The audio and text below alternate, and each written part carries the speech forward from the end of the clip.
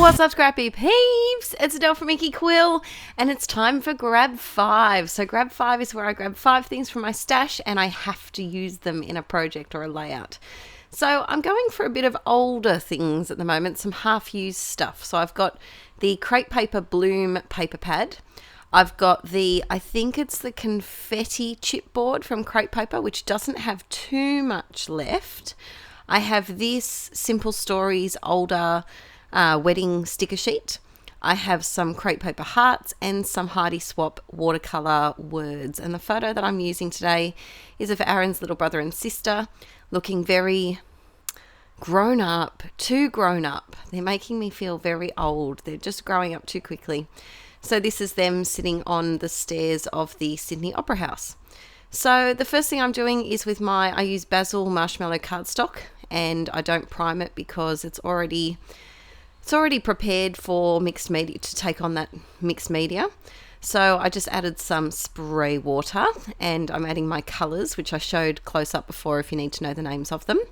I had a lot of ink on there, so I actually just smooshed another piece of cardstock on top, and I'm going to use that as a background in a few weeks' time. So if you've ever got too much paint, too much mixed media, just grab another piece of cardstock, smoosh it on top, and your background's done for next time. I'm extremely lazy in every facet of life, especially scrapbooking. So if I can get away with only having to get messy and mixed media-y once and get 2 backgrounds, I'm going for it. So then I grabbed this music note stamp. I have no idea where it's from, from my stash, and some Stays On ink. And the reason why I did the music notes is because Aaron's little sister Caitlin was at the Opera House to play her violin. So it goes with the theme. So I'm just going through the paper pad and seeing what papers to use. I kind of want to keep this a bit not monochromatic, but in the blues and greens and maybe a bit of gold. I don't really want to go too far away from that side of the colour wheel.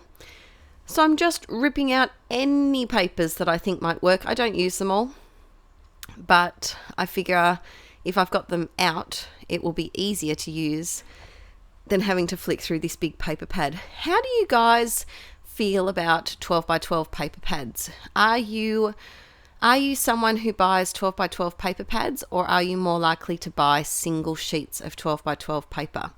Here in Australia, it's quite difficult to get single sheets of the latest brands, the latest collections, especially like Crepe Paper. I find ridiculously hard to get a hand of.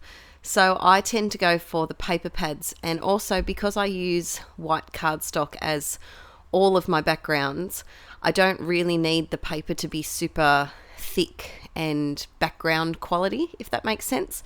Let me know in the comments below, are you more a paper pad person or a single sheet scrapbook paper person? Let me know. I'd be interested to know. I think if I lived in America, where all of you lucky ladies have access to the amazing stores that you do, my paper collection would be redonkulous. It really would. It would be huge, but I kind of go for the paper pads, and it controls me a little bit more. The only time I use single sheets of scrapbook paper is usually if they've come in a kit, or if I've made an order online and there was a particular paper that I really, really, really loved, I might buy an extra sheet of it just in case, or if I can't get the 12 by 12 paper pad for it. So I've added just a couple of little layers here. So I did some tissue paper, and then a normal piece of paper, and then a doily, and I've got some wood tones, and now I'm going for this. I love this paper, but I find it difficult sometimes to work with.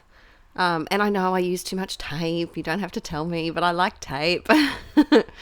I do like my tape because I feel like I'd rather spend my money on tape and have things stay. There's nothing more frustrating to me when you fix something and it breaks just because you didn't use enough glue. I think it's the teacher in me, because I am so sick of children's worksheets falling out of their freaking exercise books.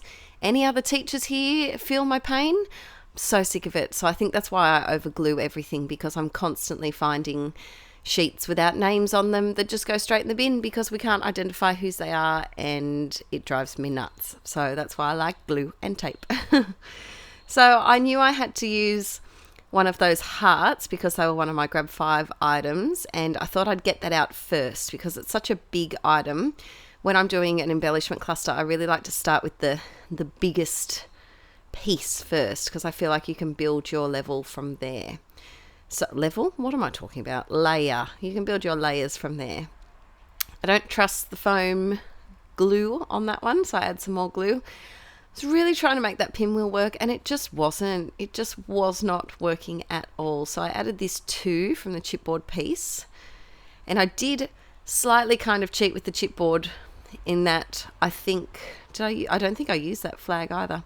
I think that 2 is the only piece that I used from the chipboard, but there was lots of big pieces left. So at least I got some of it on there. At least I did. So I really recommend, if you're having a bit of a mojo slump or if you're feeling a bit overwhelmed with your stash, try and do a Grab 5 challenge where just grab 5 things, old, new. I like to mix a bit of old and new just because if I grab all old stuff that's barely, like that chipboard sheet has barely anything left on it, I feel like I don't have as much inspiration as to where to go. But if I have something that's either brand new released or brand new in a packet that I haven't used yet, I feel like it motivates me a bit more. So try and mix your old and new and see what you can come up with. Next, I had this seriously word, and I wanted to do something to it, but I didn't know what. So I decided to get my spray mist out, and I think it's Blueprint. Is there one called Blueprint? I think there is a Blueprint one. Yes, distress stain. I contemplated yellow for a minute. You can see the fingers tapping. That means I don't know what I'm doing. And then I looked at the watercolors, decided against it. And then in the end, I don't know what I went for. Did I go for the watercolor? I think I might have. I did. So this is my Jane Davenport watercolor set, which I've been using like crazy. And I decided to squirt the word with water first. And I found that made the color go on a lot easier. Now, the color wasn't as intense as I wanted it to be, and doesn't help when you wipe off most of the paint as well, Adele. But I decided to do a couple of levels. Why do I keep saying levels for layers today?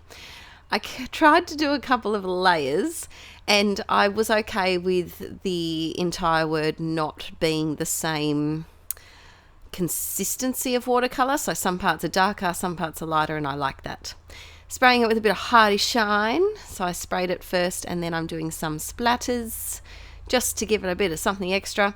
And it kind of makes it go in with those hearts, that little border piece, which is just below the photo, because they've got a goldy, they're not foiled, but they've got a goldy kind of tone to them.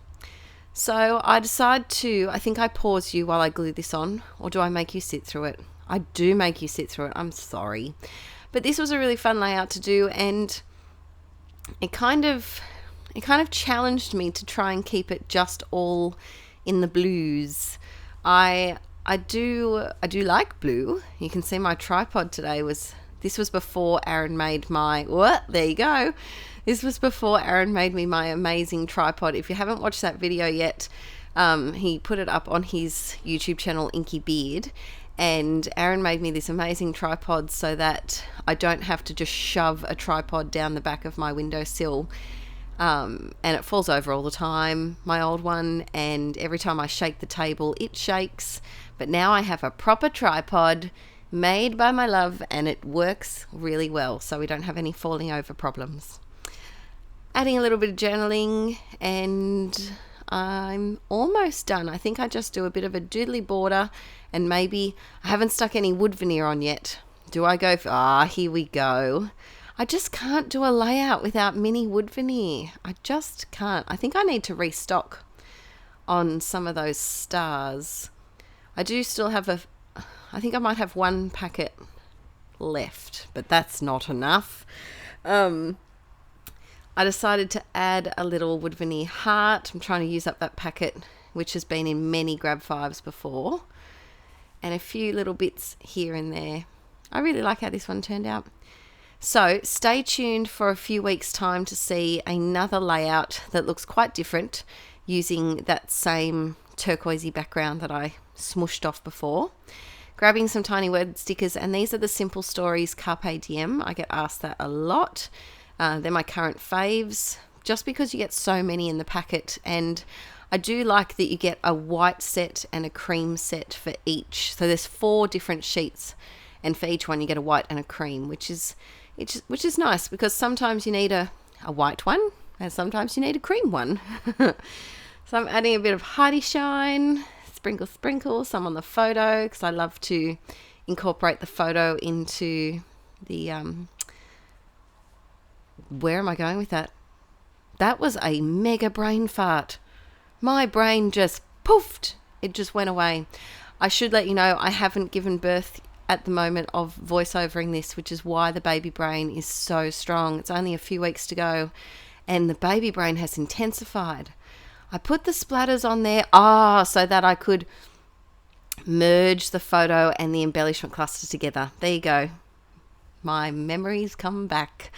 Thanks for watching, guys, and I will see you all very soon. Please give this video a thumbs up if you're enjoying watching my process videos, and I'll see you all in the next one. Bye!